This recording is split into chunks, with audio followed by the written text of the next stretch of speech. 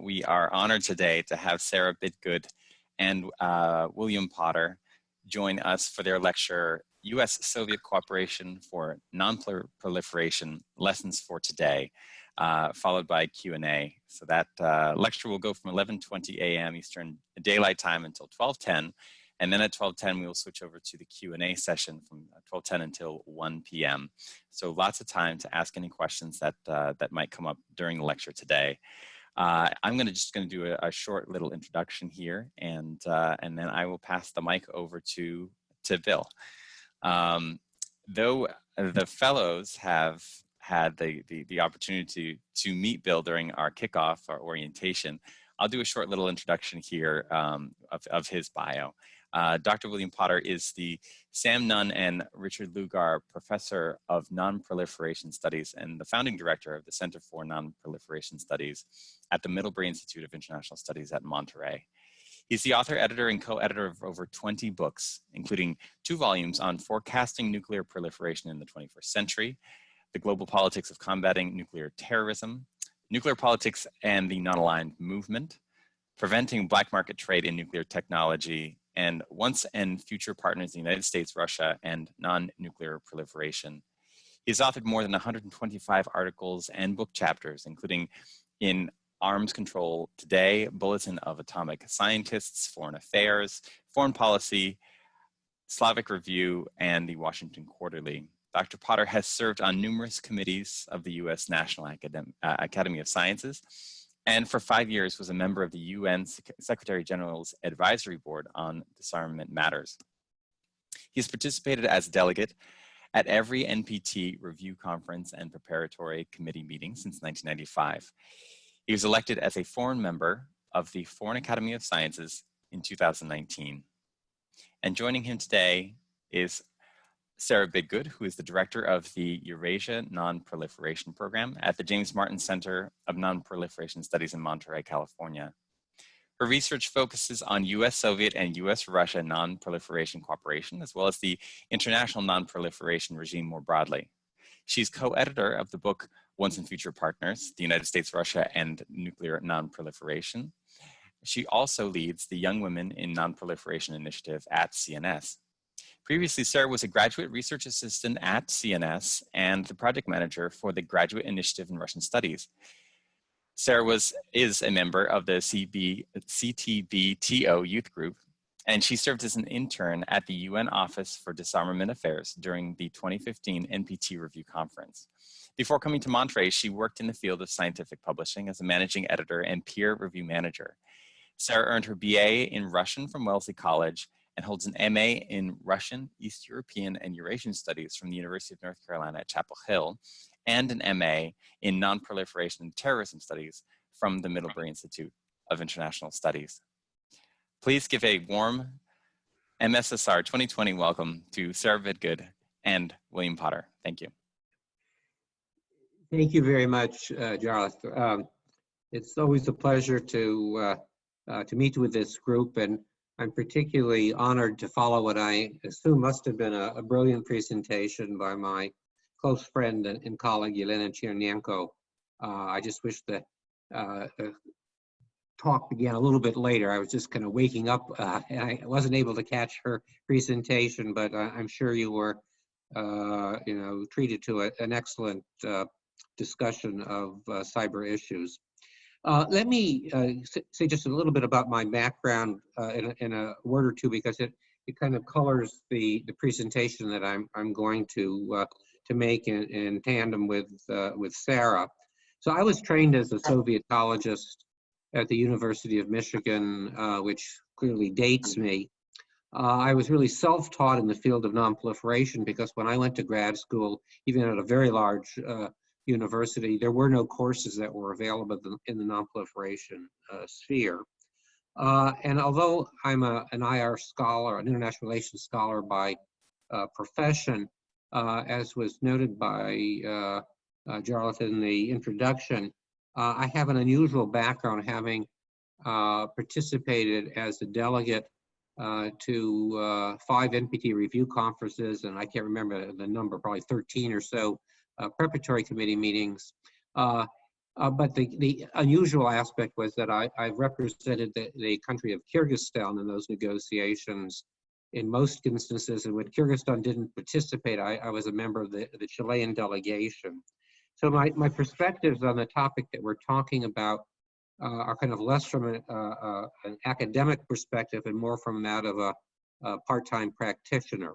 So that kind of may give you some clue or help you to interpret what I have to say over the course of the next 20 minutes or so. So I'd like to start by telling one anecdote. I usually tell two, but I don't want to take up too much time here. One of my favorite stories is originally told to me by one of my heroes, former Senator Sam Nunn, who likes to talk about Sherlock Holmes and Dr. Watson, who went on a camping trip. According to the tale, after a good meal and a bottle of wine, they crawled into their tent and went to sleep. Some hours later, Holmes awoke and nudged his friend. "Watson," he said, "look up and tell me what you see." Watson replied, "I see millions and millions of stars." "What does that tell you, Watson?" asked Holmes. Watson pondered a moment and replied, "Astronomically, it tells me that there are millions of galaxies and potentially billions of planets. Astrologically, I observe that Saturn is in Leo. Horologically, I deduce that the time is 3:15. What does it tell you, Holmes?" Holmes was silent for a moment, then spoke. "Watson, you idiot, someone has stolen our tent." I tell this story because I find myself relating to Watson, who would argue that we're in danger of missing the obvious.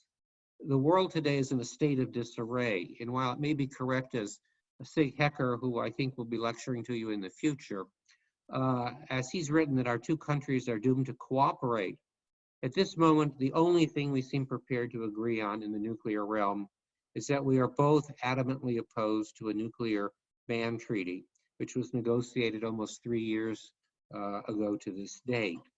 And what while we're obsessed with old threats, we tend to ignore new ones. And by the same token, we tend to focus almost exclusively on areas of discord and divergence rather than recognizing areas where common interests should prevail.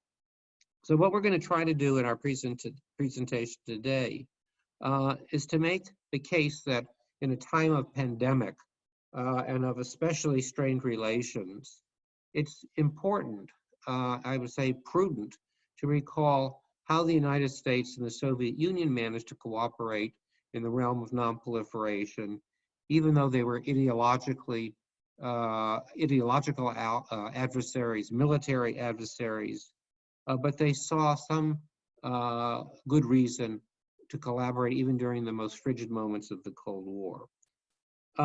So we think that by looking at these past cases, which are recounted in the book that Jonathan mentioned that we co-edited, there may be some useful lessons about what can be accomplished today in the non-proliferation sphere, as well as some of the obstacles that we will need to be to address and overcome.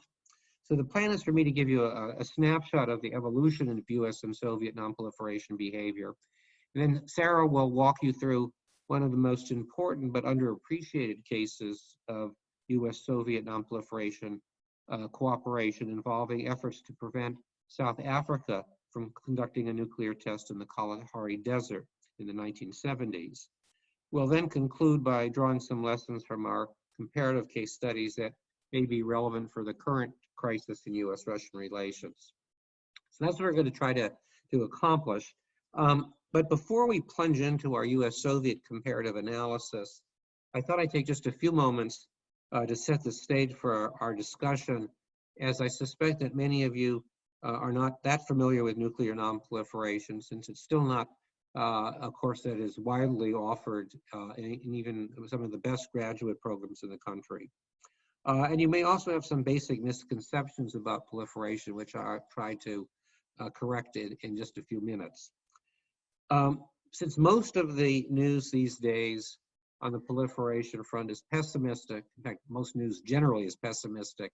What I thought I would try to do is to begin by just noting 4 positive observations about nuclear proliferation, which are overlooked. This is really a rarity because most of my presentations are very, very gloomy in nature. And so I'm going to try to depart from that standard approach and highlight a few positive dimensions to get us started. The first point I would make here is that the proliferation problem, in terms of actual successful nuclear weapons programs, has involved a relatively small number of cases, and the pace of proliferation actually is quite slow. You have the US testing in 1945. 4 years later, the Soviet Union tested. Another 3 years later, in 52, the United Kingdom tested. Then you have a gap of 8 years before France tests in 1960, followed by the People's Republic of China in 64, and another 10-year lag before India euphemistically or tested what they euphemistically called a peaceful nuclear explosion. And then here the dates become a little bit fuzzier, but in the late 1960s, Israel tested. By the late 1970s, South Africa tested, didn't test rather, by the late 1970s, South Africa began to assemble nuclear weapons. They actually ended up assembling 6 of them over the course of a number of years. They would dismantle them and then reassemble them. And then in 1998, you have Pakistan. In 2006, the DPRK tested for the first time. And so I don't want to minimize the number of states that have nuclear weapons or the number of tests that have taken place, but it's, I think, really important to compare this number, which comes to 9, according to my count, with the expectations in the mid-1950s and the early 1960s. And some of you may or may not be aware of what is arguably the most famous prognoses, which was made at a press conference by President John F. Kennedy in 1963, in which he predicted that the world could see 15, 20, or 25 nuclear weapon states by the 1970s, a forecast that clearly was off the mark, and is also interesting in that it didn't correspond to what he had been briefed by the CIA earlier in that year, but in any case, that was his forecast. And I would argue that not only was President Kennedy off the mark in terms of his prognosis, but that repeatedly scholars, pundits, intelligence analysts from the United States and elsewhere have spoken about forthcoming rampant nuclear weapons spread. And yet, without exception, these forecasts have not materialized. And so today, again, we talk about doom and gloom in terms of metaphors such as proliferation dominoes, waves, cascades, and the like, that we've reached a tipping point. And yet, in practice, those forecasts have not proved to be correct for a reason that I'll mention in just a moment. The second point I'd make is that, and I see this as a very positive point, and that is that proliferation is not a one-way street. It can be reversed. And this is not simply a theoretical proposition. It's based upon the fact that 4 countries that had nuclear weapons on their territory, in one case indigenously produced, are today non-nuclear weapon states parties to the NPT. Those countries, most importantly, involve South Africa, which did have its own indigenous program, but also Ukraine, Kazakhstan, and Belarus, which all inherited nuclear weapons on their territory at the time of the collapse of the Soviet Union. But by 1995, when the NPT held its review and extension conference, all of those countries were non-nuclear weapon states parties to the NPT. My third point, an attempt at being positive and optimistic, is that it's very important to distinguish technical capability, that is a technical capacity to manufacture nuclear weapons, and the exercise of that capability. And the point here is that although there are many countries with the technical capability to acquire nuclear weapons, and a number of these were previously regarded as prime candidates for proliferation, many of them have chosen to forego that option.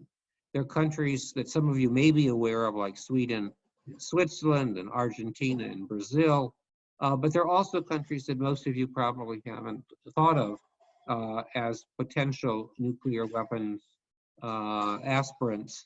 And these are countries such as Yugoslavia and Norway. And if I had more time, these are two countries that I've written a lot about. I'd be inclined to tell you about them. But I'll just mention the one case of Yugoslavia, which at the end of the Second World War actually had made a decision to acquire nuclear weapons. And you may appreciate why they might have done so, given the relationship between Tito and Stalin. But it turns out that although they had a dedicated program that was known to some countries in the 1950s, that they abandoned that program only to revive the program again in 1974. And a country that was of major assistance to them in their pursuit of nuclear weapons, which ultimately did not bear fruit, was Norway. So I cite this simply because almost every country that has pursued peaceful nuclear activities has at one time or another also seriously contemplated the pursuit of nuclear applications of that technology, but in most instances have abandoned the program. And the last point I'll make by way of kind of an introduction to the US-Russian, US-Soviet situation is the fact that while there are some important outliers to the non-proliferation regime, in fact, there are the NPT, which entered into force in 1970, is the second most widely subscribed to treaty in the arms control sphere in the world today, with 190 or 191 members, depending upon how one counts the DPRK, which announced its decision to withdraw from the treaty, although some countries don't recognize the DPRK as having followed the appropriate steps to withdraw. And so while you have India, Pakistan, Israel, and South Sudan as outliers, in fact, the overwhelming majority of states in the international system are parties to the treaty. Okay, so much for that kind of background information. So when I first began to examine Soviet and US nuclear export and non-proliferation policy over 40 years ago, there wasn't a single course that I could take, on the topic. It therefore came as a big surprise for me when I began to conduct research on my first book dealing with the subject, to discover a number of parallels and areas of convergence in the perspectives and policies of these two Cold War superpowers with respect to preventing the spread of nuclear weapons. When I conducted my research before producing my first kind of articles on the topic, I decided that it made sense to kind of group the evolution of US and Soviet nuclear export policy and non-proliferation into 4 periods of time. And I don't know here, Sarah, do we have that on the slide, or is that? I do, Bill. Let me just share my screen really quickly. Okay. So basically, there were 4 periods, which I called the secrecy and denial period, the atoms for peace period, the period of technology control, and another period of primacy of politics. So I'm really talking about the period from 1945 until it could be December 91, or I've used for purposes of convenience 1992. I think that one can find important parallels between US and Soviet policy in each period, although the dates for the comparable episodes don't correspond perfectly. So let me run through this rather quickly, starting with secrecy and denial. I'm not going to say much about this period, other than to note that this was a time when there was an effort to try to put the genie back in the bottle by keeping information about atomic energy secret. The characteristic of this approach was the Atomic Energy Act of 1946 that prohibited the international exchange of scientific information regarding the peaceful uses of nuclear energy until Congress had established that there were effective and enforceable national safeguards. Let me pause for a moment. I have to let one of my dogs out of the house here. Just a second. Bear with me for a moment here. Okay.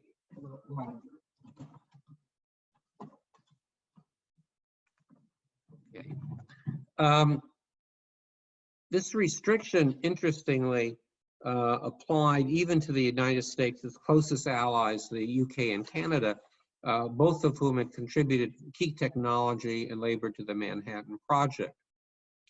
Not surprisingly, the Soviet Union also pursued a very secretive nuclear research and development program during this period, and clashed with the US over its attempts to prevent the spread of nuclear weapons by means of creating an International Atomic Development Authority with UN Security Council veto under the so-called Baruch Plan. And if we had more time, and maybe in the Q&A we can talk about this, about the competing approaches that were discussed at the United Nations, put forward by the United States and the Soviet Union, the most famous of which is known as the Baruch Plan. But I'm not going to dwell on that at this time. Moving to the second phase, there was a major change in US policy from secrecy and denial to active promotion of the peaceful application of atomic energy, which was signaled by President Eisenhower's famous Atoms for Peace speech before the United Nations in December 1953. Eisenhower acknowledged in his address that the secret of the atom eventually would be acquired by other states, and emphasized the need to exploit those properties in the atom that were good rather than evil, in his words. This reorientation was reflected in the U.S. Atomic Energy Act of 1954, which removed most of the controls on the classification of information regarding nuclear research. Interestingly, the Soviet response to the U.S. Atoms for Peace program was to launch its own international crusade for peaceful nuclear energy. One of the first steps in the Soviet campaign was sponsorship of a series of meetings during 1954 in the Soviet Union and Eastern Europe, to which physicists and engineers from the West as well as the developing world were invited. So you have this rather ironic situation developing in the mid-1950s, where there was a period of relaxed control over nuclear information, leading to what might have been thought of as a US-Soviet peaceful nuclear energy and prestige race being conducted in tandem with the superpower arms race. And an important aspect of the former competition was the rush by both the United States and the Soviet Union to declassify and disseminate a large volume of technical nuclear information. As one commentator of the time noted, and I'm quoting here, the nuclear giants lifted their skirts of secrecy, each challenging the other to reveal more evidence of dedication to the peaceful atom. And if we were in a classroom environment in person rather than in this virtual meeting, and I'm not in my office at the moment, I would show you a fascinating booklet from 1955 involving a Soviet nuclear exhibition in Geneva. It's really remarkable for the candor with which they are sharing technologies ostensibly for peaceful use, but in fact also having military applications. Now, the 2 decades that followed President Eisenhower's Atoms for Peace initiative represented a period of unusual consistency in the U.S. approach to nuclear export and non-proliferation policy. And until 1974, both Democratic and Republican administrations were inclined to minimize the relationship between the worldwide growth of nuclear power and the proliferation of nuclear weapons. And there was a strong tendency to subordinate the military implications of nuclear exports to those of commercial advantage. And even in the non-proliferation accomplishment of that time, a very important one, the drafting of the 1968 Non-Proliferation Treaty, this was something that both of the superpowers promoted as a great nuclear bargain, which the nuclear powers would provide nuclear weapon states with civilian nuclear technology for peaceful purposes in exchange for the latter's pledge to forgo a military capability. I would argue that there was much less continuity in policy in the Soviet case, however, and in 1958, the Soviet Union abruptly altered its nuclear export policy. The main impetus for this change was the growing rift between the Soviet Union and China's public declaration of its nuclear weapons ambitions, and Moscow's realization that its nuclear exports might be manipulated in the future by other recipient countries. So let's move to the third category, that of technology control. If China in 1958 provided the Soviet Union with cause to reevaluate its nuclear export and nonproliferation policy, the comparable learning experience for the United States occurred in May 1974 when India detonated what it euphemistically called a peaceful nuclear explosive. Although Washington's public rebuke of India was very mild, the Indian explosion served as a catalyst for a major revision in U.S. thinking about nuclear exports and had the effect of moving nonproliferation from the periphery to the center stage of Washington's foreign policy agenda. One consequence of this reorientation was the U.S. initiative to create a new multilateral body for the purpose of regulating international nuclear commerce. The body, which started meeting in London during 1975, was known as the London Club or the London Suppliers Group, and subsequently became the Nuclear Suppliers Group. Significantly, in addition to the United States, one of the original 7 participants in this group, all of whom were major suppliers of nuclear materials and technology, was the Soviet Union. And Sarah has written an important case study of U.S.-Soviet cooperation in the formation of the NSG, and she might want to comment further on this collaboration during the Q&A. Here, all I really want to call attention to is an indication of Soviet policy, as an indication of Soviet policy in 1975, is an internal memo from U.S. nonproliferation specialist at the time, Charles Van Doren, in which he observes, and I'm quoting here, there are not export areas in which the Soviets have a less restrictive policy than we do. And the main purposes to be pursued in discussion with them would be to discuss our interest in further coordination of supplier policies. So here you have a senior U.S. government official basically acknowledging the parallelism in U.S. and Soviet policy at a time when we're at the peak of the Cold War. As part of the Soviet Union's post-1958 retrenchment in nuclear exports, it reneged on promises to provide nuclear technology to several of its East European allies, in particular Hungary and Czechoslovakia, that it believed might be misused for military purposes, insisted that all recipients of its nuclear reactors return the spent fuel from the operation of the reactors to the Soviet Union, and prevented its patrons from developing their own uranium enrichment and plutonium reprocessing facilities. In addition, it introduced a number of other innovations in the sphere of nuclear safeguards.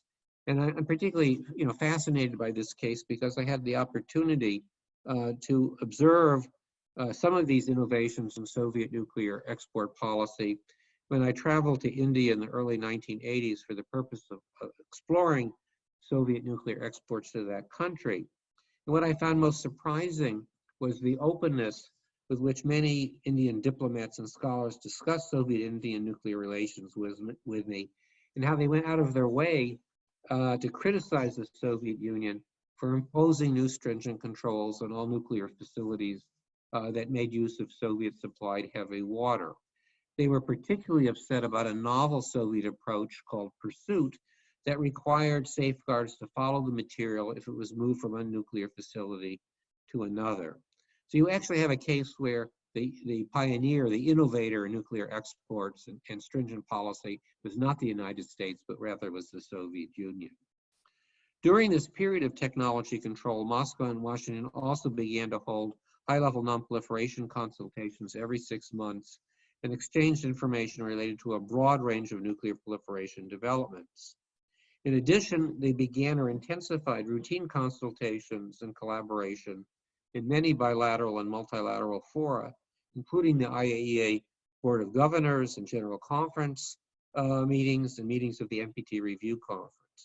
Indeed, in these meetings, the United States and the Soviet Union often found themselves in much closer agreement on key nuclear export and non-proliferation issues than they did with some of their closest allies. This was particularly the case in the meetings of the NSG, the Nuclear Suppliers Group, where the US and the Soviet Union typically saw eye to eye on issues that separated both of them from the Germans, the Japanese, and the French. So moving on to the fourth and the last of the periods that I want to sketch here was what I call the primacy of politics.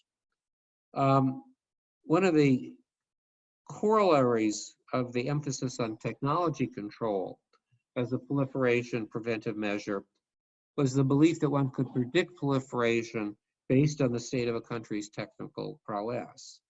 In other words, as I mentioned at the outset of my lecture here, it was assumed that countries with the technical capacity to acquire nuclear weapons would exercise that capability. This fallacy gave rise to many inaccurate forecasts by national intelligence agencies as well as scholars. The declassified US National Intelligence Estimate for 1957, for example, which you can access online, identified a list of 10 leading nuclear weapons candidates, including Canada, Japan, and Sweden. Sweden, it was predicted, was likely to produce its first weapons in about 1961, while it was forecast that Japan would probably seek to develop weapons programs within the next decade. However, by the end of the 1970s, there was a growing appreciation in Washington that technical capability was only one of a number of proliferation drivers, and that stringent export controls in and of themselves were unlikely to prevent the spread of nuclear weapons. At the same time, that is during the 1980s, one could discern in both the US and the Soviet Union a growing readiness to elevate political and economic considerations in crafting non-proliferation policy. In some instances, this led to the politicization of non-proliferation policy, such as the decision by the US to walk out of the International Atomic Energy Agency General Conference and to reassess the intent to participate in the agency after the conference vote to withdraw Israel's credentials during an Israeli strike on the Iraqi Osirak nuclear reactor in 1982. Polemics between the superpowers continued to rise following President Reagan's 1983 Evil Empire speech, and in January 1984, the Soviet Union explicitly charged the US with failing to honor its NPT disarmament obligations. Nevertheless, in December of '82, the US resumed high-level biannual non-proliferation consultations with the Soviet Union, and at the 1985 NPT Review Conference, the two sides were able to adopt what a senior US official by the name of Louis Dunn, who headed the US delegation, called a no polemics approach. In other words, although the two sides had major disagreements, especially over how to characterize the negotiation of a comprehensive nuclear test ban treaty, ultimately both sides were able to cooperate in order to forge a consensus final document. According to Lou Dunn, who has a chapter in the book that Sarah and I edited, this cooperation was possible in large part due to the role of institutions and people in both bureaucracies who shared a belief in the importance of the NPT and non-proliferation. In the late 1980s and early 1990s, however, the Soviet Union under Gorbachev undertook a number of nuclear export initiatives that signaled a less prudent approach to non-proliferation.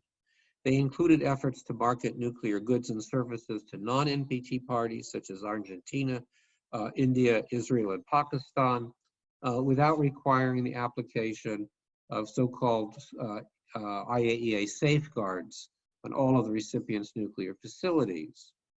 They also these developments corresponded to the decline in the influence of the Soviet Foreign Ministry over nuclear export decisions, and the corresponding rise in power of the Ministry of Atomic Power and Industry. The latter body's export control policy seemed to be driven primarily by hard currency consideration with little regard to the foreign or defense policy implications of exports of sensitive technology. I happened to be in Moscow at this time and was struck by the activities of an organization that was called the International Chetek Corporation, which was a newly created entity in the early 1990s, whose purpose was to market peaceful nuclear explosive services at home and abroad, ostensibly for the purposes of environmental cleanup. They basically wanted to use nuclear weapons to destroy, chemical weapons, among other things. But what it illustrated was a very incestuous relationship between the Ministry of Atomic Power and Industry, which was the precursor to the Ministry of Atomic Energy, and this business entity, which received substantial financial support from the Atomic Energy Ministry in exchange for exclusive marketing rights to Soviet peaceful nuclear explosive services and access to Russian nuclear sites. According to Viktor Mikhailov, an early proponent and promoter of Chetek and the head of Minatom, the arrangement was the only way to preserve Russia's nuclear weapons laboratories research programs and to avoid the layoff of large number of scientists. So that gives you probably a longer than intended survey of these different periods. Let me stop my prepared remarks now and have Sarah say a bit about an actual case of U.S.-Soviet cooperation for nonproliferation, which has, I think, not been given the attention that it deserves. So Sarah, I give the mic to you. Great, thank you so much, Bill, and thank you for that sort of laying of the groundwork here and describing the landscape that we're working with. So, as Bill mentioned, I'm going to be talking about a specific case of U.S.-Soviet cooperation for nonproliferation that I think is pretty unusual. And part of the reason that I like to talk about it is because I think it highlights a lot of the different sort of motivations for cooperation between the superpowers, even at these difficult moments of the Cold War. And obviously the whole sort of objective of Bill's in my book is to derive some of these lessons from the past and see ways that we can apply them to the future. So we'll be delving into that a bit after the case study as well. But the other reason that I really like to talk about this case is, I know that for all of you, your focus might not be specifically on non-proliferation, and you might feel like this is an area that's narrow or very niche, but part of the reason why I really like this case study is I think it demonstrates the importance of sort of using an historical lens to examine some of these topics. And so if you're a person who, like me, likes digging around in the archives and sort of looking at some of this declassified material, hopefully this will help to pique your interest. And there are a lot of different directions that you can go with this kind of research. So I'm thinking about it with my sort of promoter's hat on, I suppose, a little bit. All right, so my case study, as I said, is going to look at US-Soviet joint efforts to prevent South Africa from conducting a nuclear test in the summer of 1977. And sort of my governing philosophy as I was going into conducting this research is I wanted to really understand what some of the kind of motivations and mechanics were for cooperation between the nuclear superpowers. I mean, how were they engaging with one another? How frequently were they speaking with each other? In what different fora did they have opportunities to build relationships? So that was one of the things that I was kind of looking for insights into as I embarked on this case study work. This case also isn't well known, so it felt like there was a lot of kind of information that was, ripe for examination, ripe for re-examination. And we have access to a lot of new, maybe not newly declassified necessarily, but newly digitized and newly available primary source material, particularly on the US government side. So for those of you, again, who are kind of interested in doing this type of research, but maybe don't know where to start, I always recommend, looking at the CIA website. Bill mentioned some of these national intelligence estimates. You can read those. They're publicly available. They're typically declassified in sort of 25-year chunks. So we have a lot of great stuff to look at if you're interested in that period of sort of détente history. And I was able to make use of a lot of these in my case study research, as well as some declassified material on the Soviet side and also on the South African government side, because they're also, similarly declassifying some of these materials as well. So I'm going to give you a very quick kind of lay of the land in terms of South Africa's, nuclear weapons program. We've already talked a little bit already in this session about, peaceful nuclear explosions, PNEs. That was you can probably get a sense for the fact that there's not a lot of technical difference between a peaceful nuclear explosion and a nuclear weapons explosion. It's really all about how you describe it and spin it.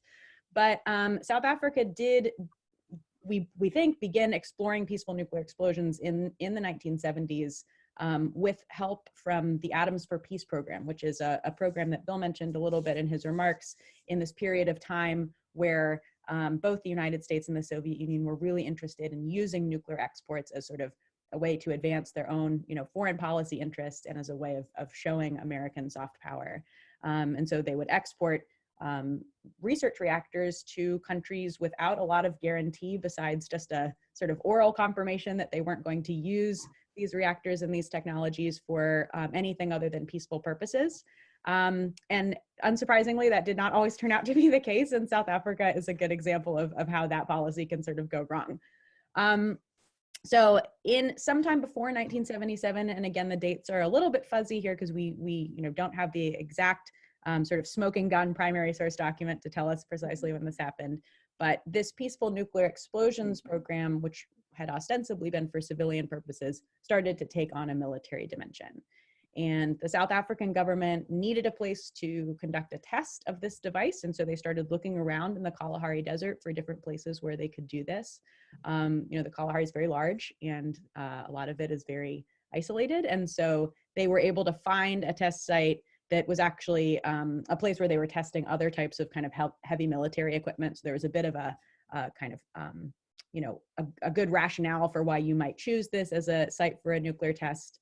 And also a bit of cover as well, because if anyone saw you doing this, you could say, no, we're just conducting these other activities that we already do on this test site. So in the summer of 1977, they started preparing to conduct this test. And you can actually see on the slide, this is the benefit of doing this in a virtual format, because you can really look very closely at the slides. You'll see that in this CIA declassified document from after this case happened, they've actually identified the suspected nuclear test site on this map. So that's what you're seeing here on the screen. But this didn't go, unnoticed in the Soviet Union. So South Africa was, covertly preparing to conduct their tests, but at the very same time, in July of 1977, Soviet satellites actually photographed some of the test preparations in South Africa. And you might be thinking to yourself, well, she just said that this test site was very isolated. Why in the world was, the Soviet Union photographing this random spot in the Kalahari Desert? And what actually happened is that they were very likely tipped off by a high-level spy so a Soviet spy who was in the South African Navy. And he very likely told them, this is probably where the test is going to take place, and here's what we've been doing. And if you want to see evidence of it, come and photograph it. So the Soviet Union didn't keep this information to itself. And very shortly after they got these photographs back, Brezhnev sent a letter to Jimmy Carter, the US president at the time, to share these findings. And so he wrote a letter and said, we have photographic evidence that South Africa is preparing to conduct a test. And we would, appreciate your help in pressuring them not to do this. And it's important to remember here that, the Soviet Union didn't have diplomatic relations with South Africa at the time. So they were really kind of reliant on the US to exert this leverage on South Africa not to go forward with the testing. But, the Soviet Union wanted to hedge its bets a little bit. So in addition to just sharing with the United States what its findings were from the satellite imagery in sort of a classified channel, they also published in TASS 2 days later an announcement of their findings and sort of hinted at the fact that maybe the United States had aided and abetted South Africa's nuclear ambitions a little bit by providing them with this research reactor that I mentioned previously that probably was the genesis for the peaceful nuclear explosions program.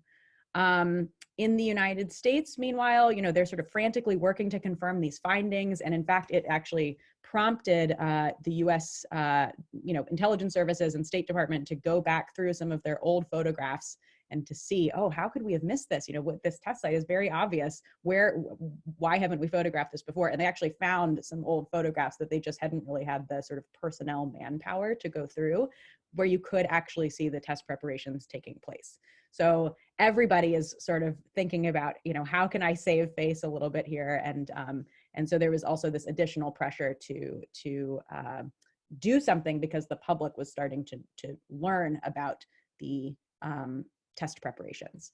So the United States did conduct, in addition to looking back through its olden files, an overflight where they were able to see kind of what was going on in the South African in the Kalahari Desert and with the South African test site. And they confirmed that indeed what the Soviet Union had told them was true, that there was this ongoing test preparation happening out there in the middle of the desert. And 3 days later, so on August 18th, the United States government confronts South Africa and says, hey, listen, we have evidence that you are doing this, and we have seen that you are preparing to conduct a nuclear test, and basically, what do you have to say for yourselves? So South Africa, unsurprisingly, says that they do not actually have any interest in developing a nuclear weapon, and that they're not going to conduct a nuclear test. But it's pretty interesting to sort of read back through some of the primary source material from the South African side, because it's clear that even at the same time that the South African leadership is making these promises and these commitments to the United States, they're doing so in such a way that certainly leaves the door open to continue to develop nuclear weapons. And remember, these are just, declaratory statements. They're not sort of politically binding commitments not to do any of the activities that they've said they're not going to do. South Africa obviously was not part of the Non-Proliferation Treaty at this time. And so, they could sort of say whatever they wanted to the United States as long as it denied whatever the activities were that they were being accused of.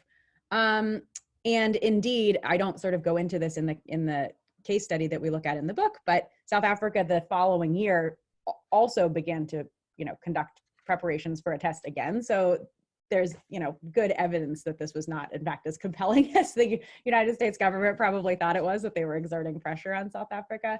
But for the moment, in any case, it sort of stayed the test developments, and I regard this as a cooperative success between the U.S. and the Soviet Union. And it's also worth noting too that in this same period of time, and sort of in the aftermath of the test site revelations, the United States imposed its first kind of sweeping embargo on South Africa at the UN Security Council in December of that year. So there were actually very serious economic sanctions and repercussions for South Africa, in no small part as a result of this nuclear testing issue, but also, of course, because of the apartheid government. So I think it's really interesting to look not just as an historian, kind of looking back in time, but to understand how US and Soviet officials themselves perceived this particular incident. Did they regard this as an episode of cooperation? Did they just see it as, sort of one side blackmailing the other into helping them? And I think the answer is the former. I think that they really did regard this as an example of the ways in which the two largest nuclear weapon states could kind of cooperate to, make sure that other countries didn't acquire nuclear weapons, because that was really in their national interest, in both of their national interests. So on the screen here, you can see an excerpt from some talking points from Secretary of State Cy Vance for a meeting that he was planning to have with Andrei Gromyko, where he said, it is our view that the quiet cooperation in which we, the US and Soviet Union, have engaged is a significant development in its own right. And I was really struck when I found this document, because I thought, that is kind of a telling, I think, assessment of US and Soviet perspectives on this episode. It showcases that the two states, yes, have these very hard-nosed national security interests, but one of them that they perceived was the need to cooperate together on these nuclear issues. And for me, that was a very kind of clarifying moment to come upon that document. We also know that the Soviet Union shared similar perspectives. So Viktor Israelyan, who was the chief Soviet negotiator, who was really working on this particular issue, said in a September 1977 meeting with his U.S. counterpart, Ambassador Jim Leonard, that, quote, he would like to do better than just avoid confrontation on non-proliferation, including in the South Africa case. He would like to cooperate. So again, this sort of drove home to me the point that the leadership in both Washington and Moscow understood the bigger importance of cooperating on nuclear issues. They understood the importance from the standpoint of optics in cooperating on these issues, and that a number of factors were conspiring besides just kind of convenience and happenstance to bring them together in this particular case. So I sort of identified 3 areas of significance when I was doing my analysis of this particular case, and 3 questions really came to mind for me that I'm going to focus on as I wrap up my case study here and before we move into some lessons. So number 1 is, why did the U.S. and Soviet Union cooperate in this particular case? How can we contextualize this cooperation in sort of the broader U.S.-Soviet non-proliferation cooperation effort, some of which Bill touched upon in his remarks? And then finally, and I think, most importantly from the standpoint of people who are interested in sort of, driving some insights for policymaking, are there lessons that are relevant to today's circumstances? What can we learn from this cooperation at the height of the Cold War? So to our first question here, why did the 2 countries cooperate in this particular case?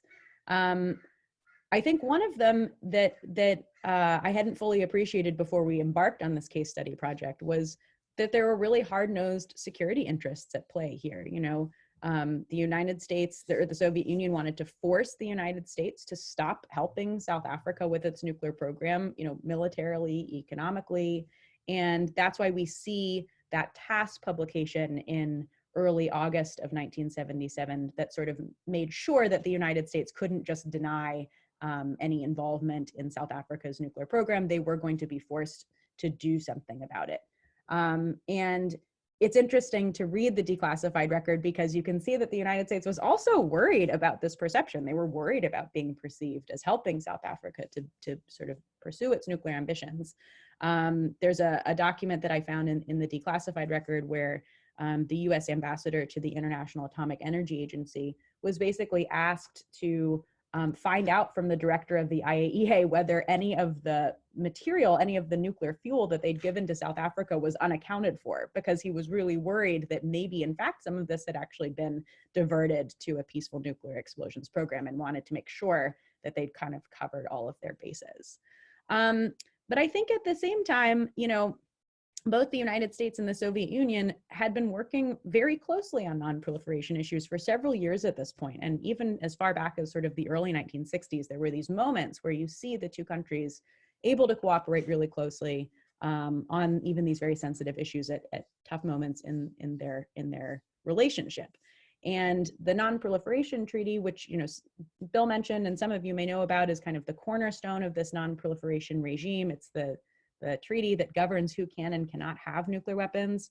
That was a product of very close US-Soviet cooperation. And it had just entered into force in 1970. And you can see when you go through the historical record that the governments in both Washington and Moscow were thinking really hard about, how can we encourage more adherence to this regime? How can we make sure that the review process isn't a failure? How can we make sure that this thing that we've put so much effort into, our baby, is not undermined by other countries getting nuclear weapons?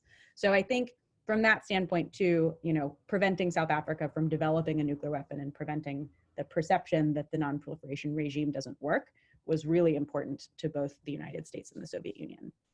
And then I think there's also, there's a lessons learned element to this case study as well. So Bill mentioned India's, peaceful nuclear explosion in 1974, which I think both the United States and the Soviet Union were sort of complacent in the face of. So you can see from looking through the documentary record that they didn't really respond in a very, outraged fashion when India tested what was essentially a nuclear weapon.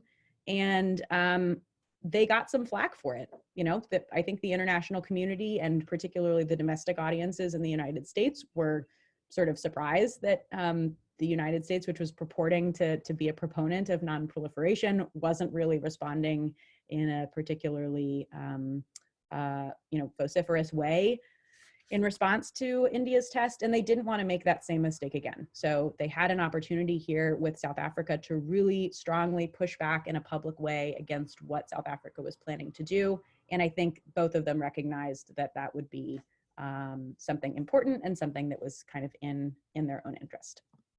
So, how unusual was this type of cooperation? Well, given that, Bill and I wrote an entire book about the nature of cooperation and lessons to be learned, you probably already know the answer to this question. It was actually not that unusual. So during this period in particular, sort of between about 1974 to 1978, you really do see a lot of evidence of very close and frequent interaction between the US and the Soviet Union. And I just posted this quote again that Bill had already read about the nature of sort of export controls and parallelism in export policy between the United States and the Soviet Union from 1974. I mean, recognizing that the two countries, the US and Soviet Union, had sort of arrived at similar conceptions of and similar ideas about the importance of non-proliferation prior to this period, I think laid the groundwork for the two of them to work very closely in a whole host of dimensions pertaining to the non-proliferation space. And this is just one example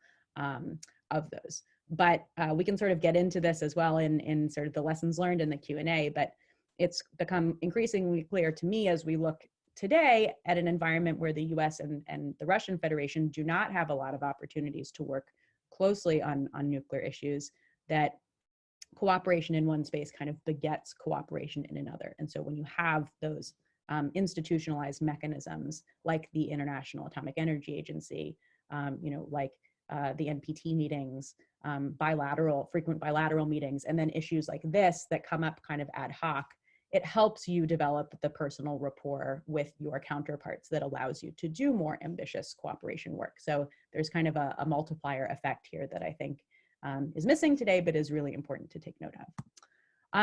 So are there lessons for today? I think there are. I think we can actually learn a lot of interesting things from this particular case, both in and of itself and sort of in the context of the bigger work that Bill and I have done on this topic. I think that this case demonstrates, as many of the others do in our edited volume, that US-Russia cooperation on non-proliferation can actually be insulated from the kind of broader ups and downs in their relationship if there is sufficient political will. And that's really the key. There needs to be political will, and there needs to be kind of a shared recognition in the importance of cooperating on issues that seem like either side wouldn't actually be able to tackle them effectively on their own. At the same time, though, both sides really need to be willing to kind of show flexibility and take risks in order to make cooperation work. And I think we see that really vividly in this particular case, because if you're kind of thinking about the way in which the United States learned about this particular episode, the Soviet Union probably had to be willing to share that they had a high-level asset in the South African military, because it would be very unusual for the United States to receive information from the USSR about a possible test and not to say, why in the world were you looking in this particular area of the Kalahari Desert? So, I mean, we don't have the documentary record to necessarily support that claim, but I think if you're thinking about it from a logical perspective, the Soviet Union was sharing sensitive intelligence information with the US, and that's risky. And by the same token, the United States had to swallow its pride a little bit and decide that the bigger objective of preventing South Africa from conducting a nuclear test was worth a little bit of naming and shaming from the Soviet Union. They could have very well pushed back and said, no, we didn't have any part in helping South Africa to develop any kind of, military adjacent nuclear capability, and so we're not really interested in helping. And they didn't do that. They swallowed their pride and approached the South African government and put pressure on them to stop their test preparations. As I alluded to before, I think relationships and trust between the key players are really key. So you can actually see when you look through the documentary record, and I did a little bit of this research with a colleague of mine. We did sort of a very informal network analysis of who was engaged on the US and the Soviet side in these case studies that we looked at. And you can see that, you know, Victor Israelian was the same person who was involved in kind of managing the fallout of this particular incident. He was also the person who later on was responsible for negotiating a radiological weapons ban treaty that never really came to fruition, but that he worked on very closely with his American counterparts. And that's just one example. I mean, Roland Timirbayev, a name I'm sure many of you are familiar with, he is a person who appears over and over and over again in these stories. Same with George Bunn, his longtime US counterpart. So you can actually see that these relationships get built over time. People learn to work with one another. They might not be best friends. In some cases they are. I think Timirbayev and Bunn probably were best friends, but in a lot of other cases, you know, you just understand what your counterpart is like, and you know when they say, I can't budge any farther on this position, that they mean it. And that's really valuable when you're doing this type of work. And then the last point I'll kind of make with respect to this particular case is one I just made previously, but cooperation in one area I do think can beget cooperation in another. So when you look at almost, if you were to plot all of these different cases that we look at on a timeline, it's very clear that this was kind of an iterative process, and that the US and the Soviet Union were able to build on their previous experiences, both from a kind of logistical standpoint. Sometimes it meant we had a meeting in this particular format in this particular building and it worked well, so let's use that exact same format the next time we meet. And sometimes it's just, you know I can trust you. I know that you share the same sort of values, I guess, as it comes to nuclear weapons and non-proliferation that I do. And so I believe that I can work with you in a productive fashion. And that's like a muscle. When you don't kind of work that, I think it atrophies. And I think that's one of the things that we're seeing happen today. So this takes us into a couple of the lessons Bill and I try to tease out in our edited volume. And I'll just sort of go through some of the ones that we see. They're going to be a little bit repetitive because many of them, you know, come from these case studies that we looked at, including the one that we just studied. So you might see some repetition here, but, you know, I think one of them is that, non-proliferation cooperation was most likely to occur when the US and Soviet leadership attached great importance to non-proliferation objectives and perceived convergent national interests in this domain to be best served by collaborative action. So this is sort of the notion that, you do have to share a similar threat perception, or at least have some sense that you're operating on the same page, and that you can't achieve the objectives that you're setting out to achieve unless you have the engagement of the other side. So, Bill mentioned the case study work that I did on the establishment of the Nuclear Suppliers Group. That's a really vivid example of this, because you can't have the United States and the Soviet Union competing on the nuclear export market, but then one accepting more stringent export control requirements than the other. That's clearly not going to work. You have to perceive that there is some convergence of interest here, and that you need the buy-in from the leadership in both capitals. Okay, the second lesson is that the United States and Soviet policymakers perceived that cooperation was in their mutual interest. And when this was the case, both sides exhibited flexibility and a willingness to compromise to advance their shared objectives. I sort of described what this looked like in the South African case in particular, but this is a lesson that I think, Bill can weigh in on this as well, but that I certainly saw across all of the case studies that we looked at. When it's logical too. If you know that you need the other side's buy-in and engagement, you're probably going to be willing to make concessions, exhibit flexibility, and demonstrate some degree of compromise in order to get what you both want. Number 3, this is one that came across to me again and again, both in the context of the South African case study, but in our other work as well, that personal relationships between Soviet and American policymakers and negotiators contributed to the process of overcoming differences and reaching common positions on non-proliferation issues. This sounds so obvious that it's hard to believe you need to say it, but I think it's perhaps the lesson that has been most forgotten in today's environment, when you don't have opportunities to interact with your counterpart.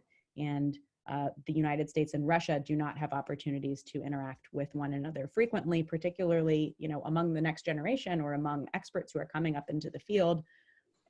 You're not going to know how the other person thinks or operates, or be able to exhibit the kind of empathy that you need to do this work. And so I think that is something that was really driven home to me by this documentary record, and it feeds into my thinking about how we can kind of change things today. Lesson 4, Bill, I think, sort of demonstrated this in his initial opening remarks when he talked about, Lugar and the strong institutional advocates for non-proliferation in both the United States and Russia as being essential to making cooperation work. But that is something that is really true. Again, as I said before, you kind of see the same names come up over and over and over again in some of this case study work. It's not just because these people are getting a paycheck, it's in a lot of respects because they really believed in their hearts in the importance of non-proliferation and arms control. They saw that as a way to serve, these hard-nosed national security interests in both of their countries, and they were willing to, go to bat time and time again to get these cooperative initiatives across the line, and they knew that they shared this same kind of orientation with their counterparts in the other capital. Lesson 5, policymakers on both the US and Soviet sides appreciated the importance of one another's buy-in in achieving important non-proliferation objectives. So this is kind of similar to the first lesson that I started out with, which is understanding that you can't achieve your objectives unless you have the involvement and engagement of the other side. This was really one of the kind of keys, I think, to making a lot of the cooperation that we examine in this set of case studies work. You had to know that if you didn't have the buy-in and investment from your colleagues in the other capital, you weren't going to be able to achieve what you wanted to set out. And I think that if you know that going in, that really shapes your orientation. That also allows you to be comfortable being more flexible and making concessions, because you understand that the end result needs to involve your counterparts in either Washington or Moscow. Lesson 6, the US and Soviet policymakers recognized that their countries' international images typically were enhanced when they were seen to cooperate on non-proliferation. And that sort of helped them believe that non-proliferation was a goal that was worthy of significant effort and investment. This is really real, particularly in the, I think, historical context that we really focus on in our case studies, which is this, sort of period in the 1970s for the most part. Non-proliferation, that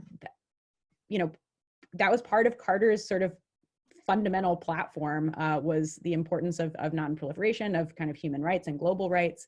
And there was an understanding that being perceived as showing restraint, as cooperating, as working together on these really important issues to international peace and security actually made Washington and Moscow look better in the eyes of, the United Nations and their domestic audiences at home.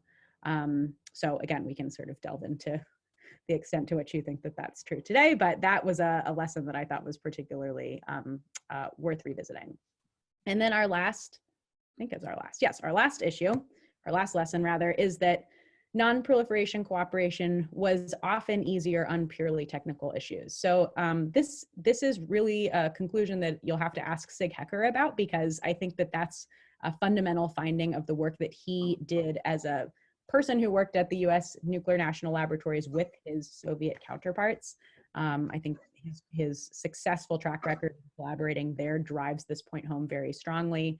But even in some of the case studies that we look at in our edited volume, particularly as they pertain to the more technical aspects of nuclear safeguards, IAEA safeguards, and on things like prohibiting nuclear testing in different types of treaties, those are really technical issues. And sometimes having the involvement of the scientific communities in both the United States and the Soviet Union actually helped to sort of take some of these issues out of the high political realm and move them into something that felt a little bit more like you're doing a science experiment. And so there has been a lot of kind of thought today about ways to recapture and restart scientific cooperation, even at moments when the high political environment is not necessarily conducive to doing that kind of work. So, Bill, I've gone on, and I'm going to turn it back over to you now for some sort of assessments for today. But I'm happy to answer any questions about this that you guys might have. Thanks. No, I have probably more to say than we have time for, so I'm going to just limit my remarks to maybe 2 minutes or more, or less, and then we'll go to the Q&A, and some of the other points I wanted to make, I'll try to build into the responses to the questions that you may have. I guess the points that I would make, first of all, is that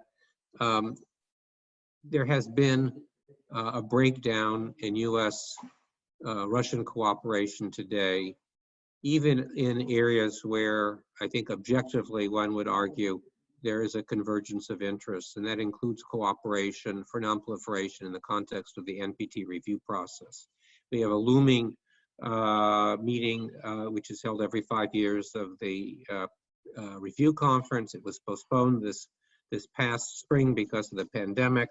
They're tentatively scheduled to meet in January, but unlike the past when the parties cooperated routinely on most issues, I don't think we're going to see that. But what we don't have also is the kind of civility in discourse, which I think is absolutely essential. There is, but very starkly, there is no trust, there is no empathy, and there is no respect. And so until one is able to return to those key elements of diplomatic discourse, I think we're not going to see headway. And there's a big battle even on the question of visas. We're talking about a meeting at the United Nations, and the US government is not providing in a timely fashion visas either to some Russian diplomats or to diplomats from other countries. I think that's going to continue to be a major disaster. I think we must return to the kind of bilaterals that were commonplace every 6 months between individuals equivalent to assistant secretaries meeting to talk about all kinds of issues in the non-proliferation sphere, whatever either side thought was important. If we were able to do that during the Soviet period, it's simply remarkable that we can't figure out some way to have that kind of a dialogue today between our two countries. And the last point I would make by way of a recommendation, I have a much longer list, is I think we have to find a way to restore the institutional memory in both the United States and the Russian Federation. I mean, the first thing that I would recommend is that there be, thousands of copies of our book distributed to all the policymakers in the United States and the Russian Federation. Short of that, there has to be processes undertaken to replenish the supply of experts who are familiar with past elements of cooperation during difficult times, whether it's during the Cuban Missile crisis or more the kind of the routine business of negotiating arms control agreements. The United States has lost most people who have experience in this domain, and the same applies to the Russian Federation. And so this unusual dual degree that we have between Migimo and Monterey is one step forward in trying to replenish that stockpile, but we have a long way to go. So why don't I stop there? I know Josh has been patient in letting us, letting me in particular ramble on, but why don't we instead turn to the students, and then we can take your questions and try to be as responsive as possible.